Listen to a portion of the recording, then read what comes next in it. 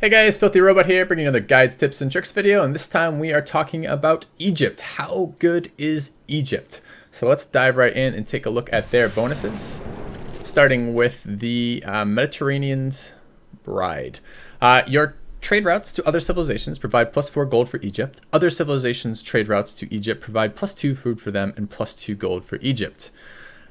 I don't really like this bonus. I will say in Civilization 5, internal trade routes were pretty much mandatory always. There are almost no exceptions to that rule. Very, very rarely in the very late game, maybe for gold. Very, very rarely with some civilizations bonuses, you might run an external trade route or for completing a city-state quest or something like that. And maybe tourism. But most of the time, almost through the entire course of the game, you're only sending internal trade routes. Some of that might be habit for me. Some of that may be that I am dubious of external trade routes compared to internal trade routes, because the external trade route gives me gold and the internal trade route gives me food and production. And food and production are just better resources on a one-to-one basis than gold are. Now, granted, we're not seeing necessarily a one-to-one basis here, especially with the 4 gold from this, and there are a number of external trade route modifier cards that you can plug into your civics card, your government for your civics trees that will give you benefits. But in general, I just do not trust external trade routes. Now, I have tested this in multiplayer. If I declare war on a person I'm sending a trade route to, I get my trade route back.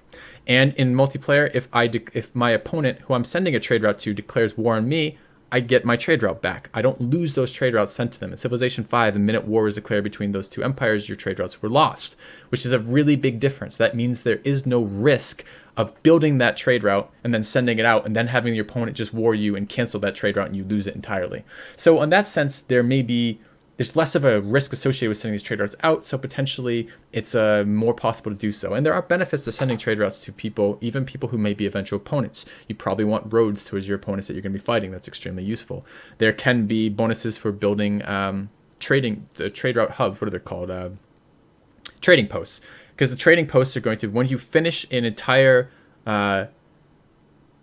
when you send a caravan to a trader to another civilization or any city in general, just to any other city, and it actually finishes the entire trade route, not just one rotation back and forth, but actually the trade route completes and you're asked to reassign that trader, it builds a trading post in that target, the place that you were sending it to. And that trading post now acts as a refuel point for your trade routes, which lets you send them either further into the map. And since city-states, no matter where they are on the map, can ask you to for a trader quest to send them a trade route, which will give you an envoy, it can be beneficial to early game send out a trade route to a nearby neighbor, let that trade route do its thing and complete. You get the road to that neighbor and you get a trading post in that city, which means that you can further extend your trader range past that city, so that you can then hit city-states much further in the map. So there are some benefits to sending out external trade routes, not only in terms of envoys or in terms of the resources or in terms of the cards, but all these things together. So in that case, +4 gold is going to be nice.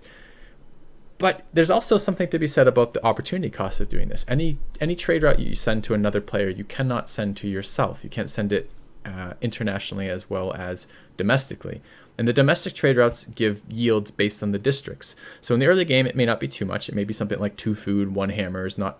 And I think the base is 1 and 1, and then each district tells you whether or not it adds plus food or plus hammers to the trade route. But in particular, I found that my capital in the mid game may be something like 4-4. It might give me 4 food and 4 production if I send a trade route to my capital from one of my expands. And that's a lot of food and production. You know, I can't, without looking at the tiles, without looking at the city, without seeing what that city has, I can't tell you exactly how much that is as a percentage. It's going to be different. But if you found a new city in the mid game or the early to mid game, and you can give that city an additional 4 food and 4 production per turn, that's a hell of a lot of food and production. So the cost of using this ability is that you cannot use your internal trade routes, and I'm not sure that cost is worth it for the bonuses that gives you. However, Let's take a look at the rest of it. Routes to Egypt provide +2 food for them and +2 gold for Egypt. This means if opponents do send routes to you, and they may be incentivized to do that since food is a nice little bonus here, you will actually get a little additional gold. That's okay. I don't expect a lot of players to be sending trade routes to you for the same reasons we've just talked about, but if they choose to do that, you do get some benefit, and this is not an opportunity cost here. You're not losing your own trade routes to do this bonus. This is just a passive bonus that you get in addition to your just existing if someone decides to send you a trade route, which is quite nice. So I don't know about this first part. I don't know if I use this first part or not. I need to experiment with this. Gold as a whole doesn't seem all that powerful to me. There aren't really gold purchasing strategies in the game right now because there's almost no discounts to gold purchasing. There's no social policy cards, no civics cards that actually discount gold purchasing. There are some governments that give you small bonuses to discounting for purchasing, but a lot of those are hard to use or come much later in the game. I don't think this is going to be a particularly impactful bonus as a whole, but maybe for some sort of military strategy, I could see rushing a lot of gold from trade routes for upgrades being something you could do. Maybe upgrading a lot of archers into crossbows, which seems kind of weak, but maybe upgrading heavy chariots into knights. The way the tech tree fits together for knights, knights really have no prerequisites. They require, you look at this, if I just wanted to go straight knights, really all I have to do is get animal husbandry, horseback riding, and stirrups, which are the techs to unlock the knights, and then I have to get bronze working to make sure I have iron or either 2 sources of iron or an encampment to actually build them. But that means knights are really, really quick into the game. And perhaps one of the things you could think about doing is upgrading, building heavy chariots. It would then cost you 1 more tech to do that. I was going to say building heavy chariots and upgrade them to knights, but of course for Egypt, you can't even do that because the unit that upgrades into a knight is the chariot archer, and the chariot archer does not actually upgrade into a knight, and we don't have a heavy chariot. Well, scrap that idea, but I was thinking about ways in which that gold could be potentially useful for some sort of military timing push, but in general, I'm not so sure anymore that this is, I don't know about that ability yet. It strikes me as not that good. All right, but let's move on. This bonus here, if you haven't already, you should definitely check out my video talking about China. China has a interesting bonus, which is 15% of the cost of the wonder being removed, or actually gives you that 15% boost every time you use a builder in a wonder to do that. This bonus on the surface looks comparable to that. 15% production towards districts and wonders if placed next to a river. Of course, having production bonuses is wonderful. Having production bonuses anytime I build districts near rivers is great, and anytime I build wonders near rivers is great. There's nothing wrong with that. However, it is a less useful bonus all around than the Chinese ability to build wonders, getting 15% production towards that wonder for every single builder charge used. It's just not quite as good. And the problem is there's less flexibility here. A percent modifier to production is going to give you more absolute hammers in a city that has higher production than lower production city. If your city has 100 hammers, this is 15 hammers. If your city has 1 hammer, this is much, much, much, much less, even though the percentage is there. So the raw results you're getting out of this are going to be dependent on the production available in the city. And this means that expands are always just going to be less favorable than the capital almost through the entirety of the game. The capital has the palace early, gives it more growth, gives it more production just straight up, and the capital exists from often turn 1 onwards, while an expand is going to probably be turn 20 or something before you're getting any of your initial expands out, something like that. In other words, the capital's had 20 more turns to grow to these production tiles, 20 more turns where the builders are going to be improving stuff around there, et cetera, et cetera, et cetera.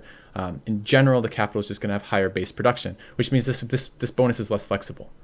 It's going to be less useful. So let's say you settled in a new city and you want to build Petra and it's next to a river and you're like, hell, I'm Egypt, I got this 15% production bonus. Yeah, that's true, but your crappy city that you settled in the desert to maximize those Petra tiles is going to be a lot less able to produce that the Petra wonder, just because its base hammers aren't high enough for this modifier to be, it's not that it isn't useful. It's a percent modifier. It's the same utility. It's 15% production if it's in a big city or small city, but the raw numbers that come out of that are going to be much more impressive out of larger cities. Take that as you will. I do like floodplains not blocking placements of districts or wonders. I think that's a nice little bonus. I think it's a very non-impactful bonus in general. It's not too many floodplains in the game, and when you do encounter them, I mostly forget that they block that, but it is nice that they don't block them for that. And of course, wonder building bonuses are nice. Like, it's nice to have wonder building bonuses. This will be useful for you across the course of the game. It's just not as useful as the Chinese ability for that. All right, let's talk about their unique unit and their unique improvement. let's go take a look at the Chariot Archer first. Chariot Archer is really cool. I really like this unit. It's available at the wheel where you normally get access to your heavy chariot. There is a downside here. You actually lose a unit here because it is a unit replacement as opposed to an actual unit. And it replaces the heavy chariot. And the heavy chariot, I believe, is 28 combat strength, right? Let's just double check. Yeah, 28 melee combat strength and upgrades into the knight. And because it's available in the ancient era, it only has one upkeep, the heavy chariot, which is nice, which means you can keep heavy chariots around, just run the policy that removes 1 gold per turn from upkeep. They cost you nothing then, and you can keep them around till you want to upgrade them into knights to defend in the medieval era, which is really nice, and something you can't do with horsemen because horsemen have 2 upkeep. But anyways, we're digressing a little bit here. So you don't get access to your heavy chariot. Now, you do get access to a very, very powerful unit here in its stead. So the Chariot Archer here is 4 movement when starting an open terrain. Otherwise, it's 3 movement. So it's 1 tile faster. Actually, no, it's not. Look at that. Interesting. It's 4 movement when starting an open terrain, but only 2 movement otherwise. I assumed it was 3 movement that gained 1. So it's 2 gain 2, which is very interesting, which means it's not as flexible as I thought it was. So it's as slow as an archer in rough terrain. This is hills, forests, jungle, stuff like this. Although it will be as fast as horsemen in open terrain, so we'll get the 4 movement points if it starts to turn in open terrain. 23 melee strength isn't anything particularly impressive. It's certainly tankier than an archer's 15, but it's not super impressive. I guess, you know, against the units of the similar era, that's going to be pretty powerful compared to, for example, spearman at 25, warrior at 20, archer at 25 range, 15 melee, things like that. So we'll be a little bit tankier compared to other ranged units when fighting melee units. But that's not super impressive, that score. The actual impressive part of this unit is the 33 combat strength here. This is a lot. 25 for archers in comparison. 40 for crossbows in comparison. So this is somewhere between an archer and a crossbow, but available in the ancient era, which is really early. This is scary damage to be used, and it's going to be very effective at killing other units with this type of damage. The production cost isn't too bad. Let's see if we can see it here. 280. Actually, 280 is a fair chunk of change, but it gets bonuses towards ranged class, promotion class ranged. So if you're going to be putting in cards to deal with it, you need the ranged production card here, not the ancient and not the light cav or heavy cav bonus card. You need this card right here. As a whole, I have used them. I've fought against them now both, and I found them strong in both scenarios, but I found their window of opportunity to be, it's not like it's over super fast, but they're not incredible units. They're kind of like they're great in the ancient era. By the time classical era is rolling around, they're mediocre, kind of okay. By the time medieval era rolls around, they're obsolete. So you have a limited time frame for that, and they're quite nice during that time frame. But if you're not planning on early game war, and most games you're not, you don't really need them to be better at hunting barbs. They are useful for defense and they can be useful for offense, but a lot of times you're just not going to see a lot of use out of them in the course of your game. However, that said, they're quite good when you do use them. All right, let's take a look at the last part of Egypt. That's the Sphinx, right? And I don't remember what tech they're available at quite yet, so let's go back and check. I guess I could Stilopedia it. And I found this to be quite an interesting tile improvement. I initially read this and thought very little of it. So it looks like it's available at craftsmanship, so it's actually a Civ6 tech. Interesting. So craftsmanship is here. So it's available very early on in your game, right after you almost always hit this boost to improve 3 tiles. Very easy to hit, and it's very early in the game, so you tend to use this one, and it's on its way to government. So you go through this very often. This is very early on in the game, and what it does is it adds 1 faith and 1 culture to a tile. As we talked about that kind of priority list of the tile yields, if we put production on top, food probably next, maybe culture next, maybe science next, then faith, then gold. That would be the kind of order in which I would prioritize how I care about early game yields in particular. Faith is pretty low down on that yield. Pretty low down on that list, excuse me. Culture is fairly decent on that list, but neither of these provide food or production. Now, there's something that I was talking about when we were talking about Scythia, and that is that the only time that I prioritize faith a little bit higher is pre-Pantheon. Getting a Pantheon is actually the pantheons are competitive. So once someone picks up a pantheon, you can't get that same pantheon, and it makes it and pantheon strength is widely variable. Depending on your lands, there may be one pantheon that's super good for you, and a lot of pantheons that do almost nothing for you. And if you're not prioritizing religion, and religion's pretty weak, so a lot of times you don't prioritize religion, you care about a strong pantheon because that's going to be with you from a very early stage in the game, almost all the way through the game, actually all the way through the game. Even when you're converted, you keep your pantheon now, which is interesting. So getting a strong pantheon can be a fairly high priority.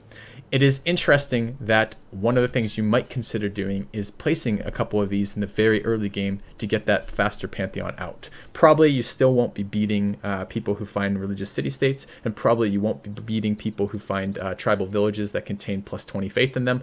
But you might get a jump on, you might get a little bit of advantage over players who don't have either of those bonuses going for them in choosing a pantheon that will be helpful for you.